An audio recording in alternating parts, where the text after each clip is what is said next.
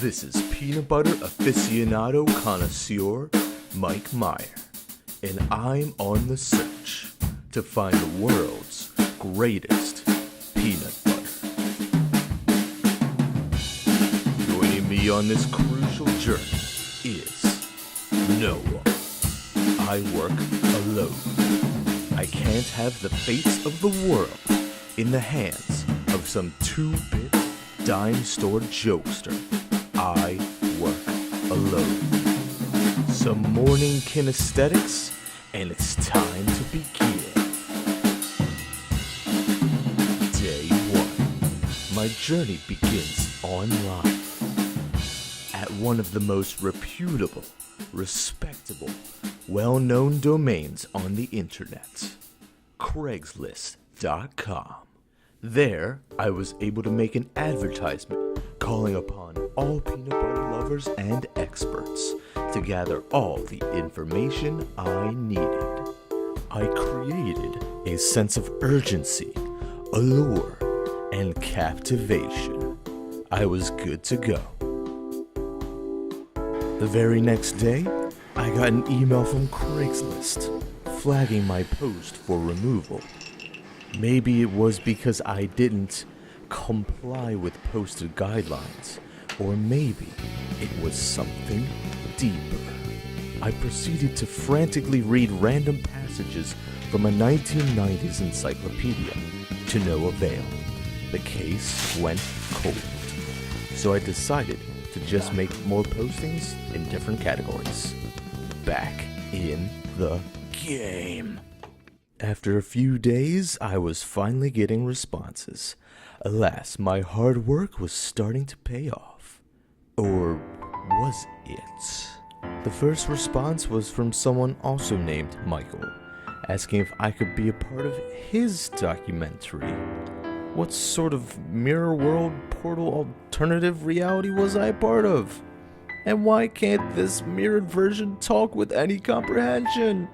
The second response started off very compelling, dedicating a whopping 20 minutes to respond, only to have her answer be almond butter.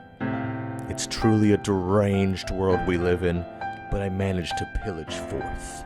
The third response was yet another anomaly. To the question, what's the best peanut butter you've ever tasted? Pretty Mina responds, I'm interested. Come on, Pretty Mina, spill the beans. What do you got? She eventually responds, the one with peanuts in it. The sheer depravity of humanity knows no bounds. Another dead end. The fourth response was the first one with an answer that actually had some value. From a Mr. or Mrs. 6001YW694. Their input had been duly noted. I decided to inquire further. Unfortunately, Sir or Madam 6001 had effectively reduced the scholarly conversation to rubble. Mere child's play. The fifth response, from a Mr. Joe Dubes, was the most comprehensive response yet. He has worked in restaurants his entire adult life.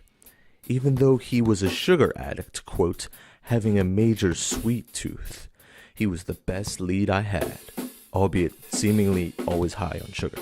While I awaited his response, I needed to switch gears. I decided to become extremely inebriated and proceeded to get my snack on. The chips had every accolade that would make your modern hipster proud. And the hummus was so good, I literally could not stop. A generally successful journey so far. I packed it in for the evening. The next morning, it dawned on me. Why not search for the expert? Why not search for the expert? I put in the Google search, and from the heavens above, I found my man. He lived in Cuyahoga Falls, Ohio, more than 5.5 hours away, but no distance was too long for me. The information gathered would be absolutely priceless. I'd be able to die a happy man. I was about to set off on my journey. I made sure I was looking suave, giving the ultimate display of respect for the man and the information I had come to respect so much. I could smell the success just over the horizon. The long drive was well worth it. I was here, and I wanted to capture every moment. Hey, my name is Mike. Oh, sorry. I didn't know. After a long-winded explanation, he agreed to have a civilized interview session with me. Now imagine if you spent your entire life learning how to make hummus, pouring your soul and, putting the passion that you have, that we all know you have for hummus. Early on in the interview, I realized a grave truth. I drove all this way to interview an expert on hummus and not peanut butter. Thinking back, I could see why my mindset had gone a bit askew. The inebriation and hunger had seemed to have overridden my brain by what doctors may very well call hummus on the brain. Needless to say, I was a bit more than slightly disappointed. Fuck! This was the low point, rock bottom. I threw a $2,000 camera off of a cliff. It was time to end it. Hey people, I tried, but I'm gonna do it.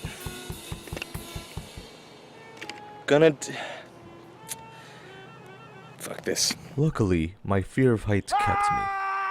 A few existential screams, and I was ready to call my receptionist, Susan. Hey, what's up, Susan? Hey, how are you doing? Doing all right. So the meeting in Ohio, it didn't really turn out as I'd planned. I'm gonna have to let you go. What? Oh my god, why? Well, I threw my fucking $2,000 camera off a fucking cliff. It was not a good idea on my part, I know. But, budget's already at a fucking standstill, so I'm sorry, I just gotta let you go. Well, it's not my fault that you threw that off the cliff. Second of all, why didn't you let me know ahead of time? I wasn't expecting to throw the fucking camera off the cliff, okay? I wasn't. It's not my fault. I know it's not your fault, but this fucking documentary is on a hair fucking thin budget. I'm gonna have to fucking let you go. All right? It's just how it's gonna go. Whatever. Clean out your desk. I don't need any more flack from you, Susan. All right? I just gotta fucking do what I gotta do. Okay? All right. All right, what the hell ever. Have a good life. I began my slow, pitiful, and shirtless descent down the cliffside. Yeah, I threw the fucking shirt. Hopefully some woodsman, nomad type person could use it as a fishing net or some shit, I don't know. Maybe I could just blow myself up, go out in a bang, a fiery blaze of glory. Nah, keep researching. And no, there were no peanut butter experts on Google. No 6001. Don't want to talk about this one. So, fuck off. Research.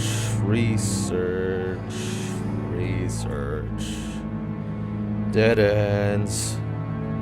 Research.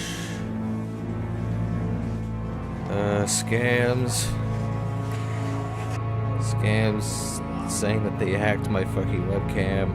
Yeah, let's give them some Bitcoin. Yeah, it's a great idea. Oh no, you saw me wanking it, even though you didn't. So fuck off. Research.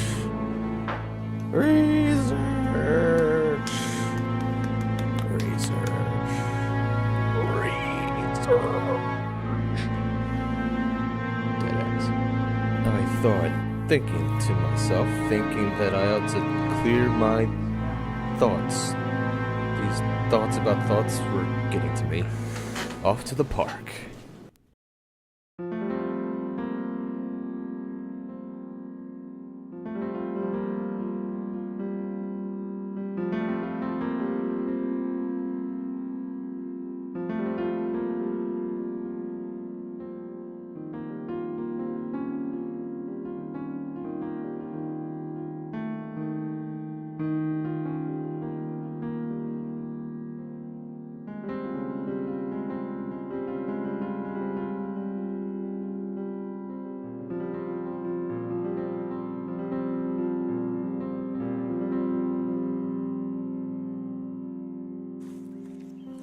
Okay, time to go back to the old grind. Yes, we're onto something here. I proceeded to go to the most well-renowned supermarkets in the Tri-County area and collected my contestants.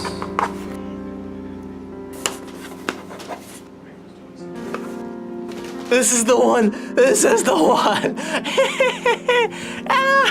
Trader Joe's found it. organic It was on top of the world. Yes. But the feeling didn't last. And I realized that it naturally shouldn't. Feeling damn good from that hike earlier, I realized something. It wasn't about finding all the answers. It was about making the journey. The experiences I gained, the new perspectives I gained. I evolved my perception into a newer sense. The end of a journey is never the end. It only makes room for a new journey. Even when we die, and we're gonna fucking die, our journeys will have inspired others, giving them something to work with, something to draw from, and hopefully a confirmation that it's okay to be themselves. Go on your own journey. Set your fucking tone. Be taught, then teach by example. And your efforts will fucking live on forever, man. They'll live on forever in the minds of those you've affected. You have that power. Butterfly effect, man. If you don't know what that is, search it up. It's true. Every fucking thing makes a difference. What moves are you making? Think about it. Stop making the shitty moves. Start making some good ones. It's easy enough. Just put enough thought into it, man. Shit. This is Mike Meyer, signing off.